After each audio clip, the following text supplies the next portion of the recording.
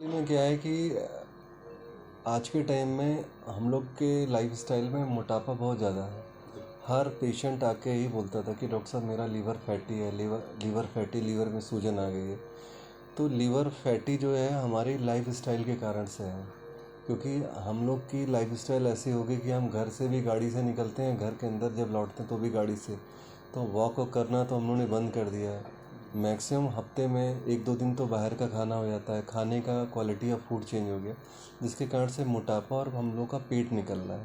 तो ये जो हमारी स्टडीज़ है, जिसको मैंने अभी भेजा था, American association of clinical endocrinologist की एक इंटरनेशनल फेडरेशन कॉन्फ्रेंस होती है, तो उसमें वो हमारा स्टडीज़ को एक्सेप्ट किया उन्होंने।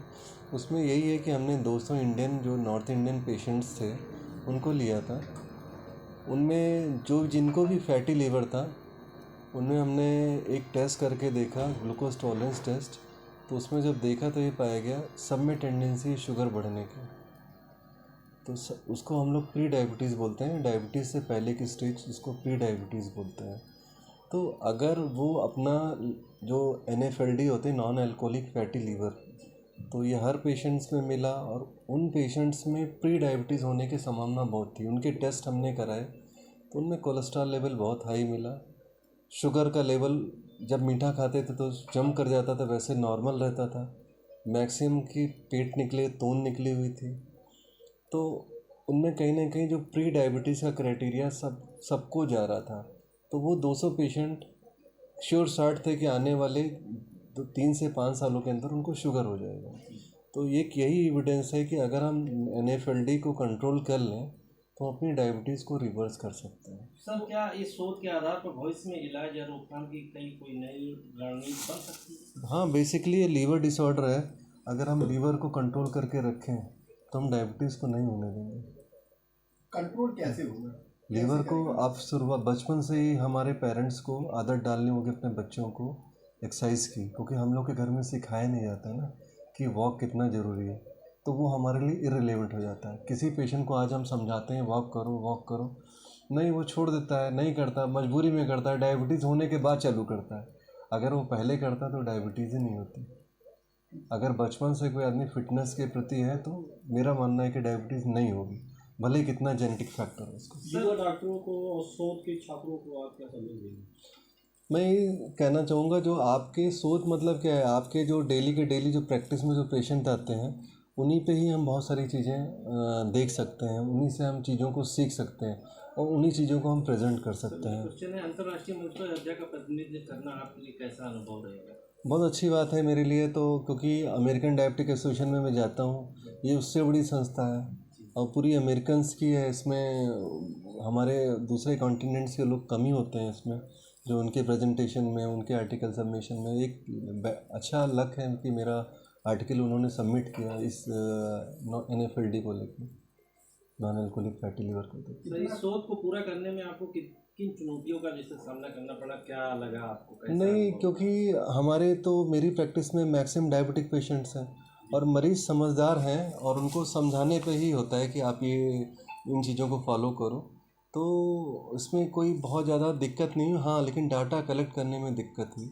युवा डॉक्टरों और शोधकर्ताओं को क्या संदेश देना चाहेंगे आप?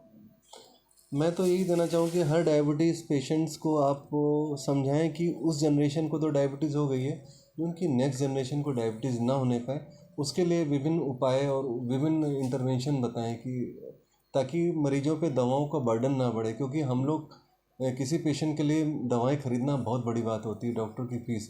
तो ऐसा कुछ करें कि हमें डायबिटीज़ ही ना हो, तो उसके लिए डॉक्टर ही रिस्पॉन्सिबल है, डॉक्टर ही। किन विषयों पर आप शोध करने की योजना बना रहे हैं?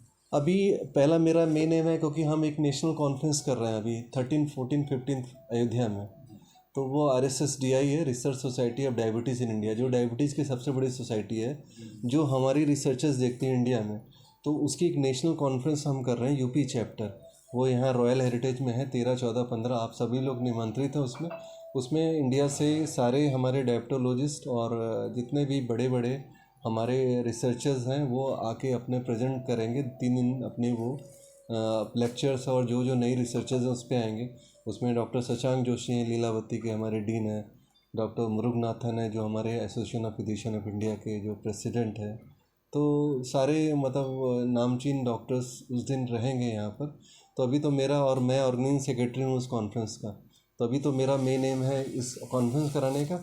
उसके बाद बहुत सारी चीज़ें जो सोच के रखी हैं डायबिटीज़ से रिलेटेड, वो आगे करते जाएंगे तो आप लोग को इन्फॉर्म करते जी जाएंगे। सर, अयोध्या आपको बहुत बहुत शुभकामनाएं, आपने अयोध्या का नाम रोशन किया है। तो क्या आप अपने मरीजों को कहना चाहेंगे? मरीजों के लिए मेरा यह है कि इसीलिए, क्योंकि पहले लगता था लोग कहते थे कि डॉक्टर साहब बॉम्बे चले जाएंगे, लेकिन मेरे मैक्सिमम डायबिटिक पेशेंट हैं, उनमें किडनी फेलियर होता है, तो उसके लिए मैं उनको फ्री ऑफ कॉस्ट एक डायबिटिक डायलिसिस सेंटर डाल रहा हूँ यहाँ पे अपना।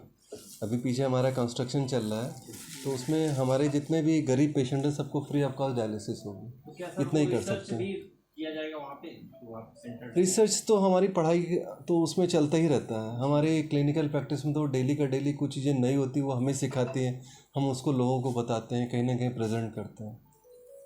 Good name sir? Doctor Shivendra Sinha.